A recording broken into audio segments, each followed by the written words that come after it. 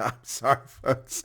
You can't make this stuff up. You can't make it up. It's unbelievable what's going on here. The Independent Line published the story earlier. I don't blame the journalist. The journalist is reporting what was factually said, but someone ought to call into question or at least point out in the story that this is just total poppycock. It's balderdash. It's horsepucky. Government has dismissed with contempt widespread claims of more than 70,000 commercial farmers having applied to take up President Donald Trump's offer for Afrikaners to relocate to the United States as refugees. And I dismiss with disbelief the insane propaganda campaign of the African National Congress. Either this is propaganda or the minister in the presidency, Khumbudzo Ntshavheni, is an incompetent fool, or the ANC thinks that people are really dim-witted. I didn't even have to read past that first line, go any further to begin laughing hysterically. Ladies and gentlemen, there are only 28,000 to possibly 32,000 commercial farmers in all of South Africa. No one has claimed that 70,000 commercial farmers are seeking to leave South Africa. They don't even exist. This is ridiculous. It's beyond comprehension. This is clearly an intentional effort to muddy the waters with the low information 30% crowd in South Africa and mislead people around the world. Now, the IOL says that previously the IOL reported the South African Chamber of Commerce in the USA insisted that it had received overwhelming interest from Afrikaner farmers seeking to take up the refugee offer extended by Trump. At the time, their officials claimed that they had arrived in South Africa from the U.S. and handed over a list of more than 70,000 South Africans to the Embassy of the United States in Pretoria. Again, what a silly statement and a lie. The South African Chamber of Commerce USA never claimed to have a list of 70,000 Afrikaner farmers. That's a lie. They said they had a list of over 70,000, well, 67,042, I think the exact number was, South Africans. There's no farmers mentioned here. They never claimed that.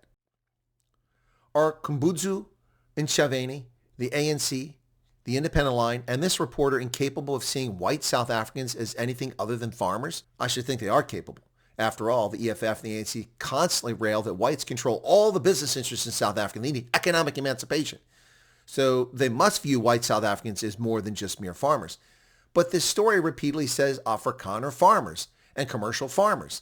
It's absolutely ludicrous. Now we know factually that the South African Chamber of Commerce USA has handed over a list of 67,042 heads of household names to the embassy, which they'll probably not do much with, but at least these people express interest. That represents probably 275,000 Afrikaners or people who want to be Afrikaners that express interest. So that's 275,000, give or take a few thousand. The Amerikaners group turned a list of 27,000 names. Initially, I thought it was 23,000. They reported 27,000 more names. 67 and 27 is 95,000 names. Now, some duplicates are in there. We don't know which. And then the U.S. Embassy admitted to at least one of the people that were interviewed in a preliminary interview that over 30,000 emails had come there. So we're talking north of 125,000, 130,000 names have been turned over to the American Embassy at this stage that we know about.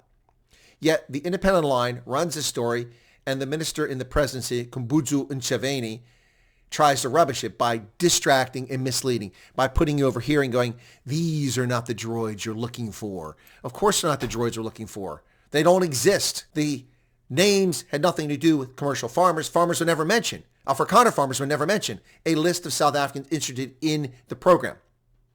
This is distraction. This is garbage. This is the kind of propaganda that comes out of politicians in South Africa and the media, misleading people. This is unbelievable. But they'll put this out there, and the low information crowd and the racist crowd around the world will suck this up and believe it to be true. No one claimed that 70,000 Afrikaner farmers were trying to go to the United States. They do not exist. Wow. Do you see how the left distorts the argument? They take partial truths, partial information, and create fantasy stories to mislead people. That's what we have here, a fantasy narrative. Why? If, in fact, that 130,000 is a legitimate number, which probably it's less than that because duplication, but let's go with the 130,000. Let's go 125,000 times 4 for an average family size. Some people are single, some people widowed, widower, some people retired, only one person in the household. Some people have 2 people, some people have 7 people in the household or more. So an average of 4 times 130. That's 520,000 potentially. At least 500,000 people have expressed interest. And this is despite the fact that the government of South Africa has rubbished this program. This is despite the fact that the media has misled the public on what the program is, despite the fact that many people in South Africa haven't even heard about this refugee offer. And also despite the fact that Afrikaners in particular are especially suspicious of anything and any good offer. So many who are interested have not even told anyone about it. And that's their prerogative. A flight of human capital and a tax base will destroy South Africa. If 500,000 people leave in short notice, it's going to be devastating South Africa. And they can't have that. So they trot out Khumbudzo Ntshavheni to mislead the public. Well, this is nonsense. We just misconcept 70,000. There aren't even 70,000 farmers. Duh. We know that. Those of us who are analysts and follow the agricultural sector in South Africa know that the numbers declined from 72,000 in 1994 to somewhere around 28 to 32,000 today. Wow. It's like Joseph Goebbels has come back. Cheers.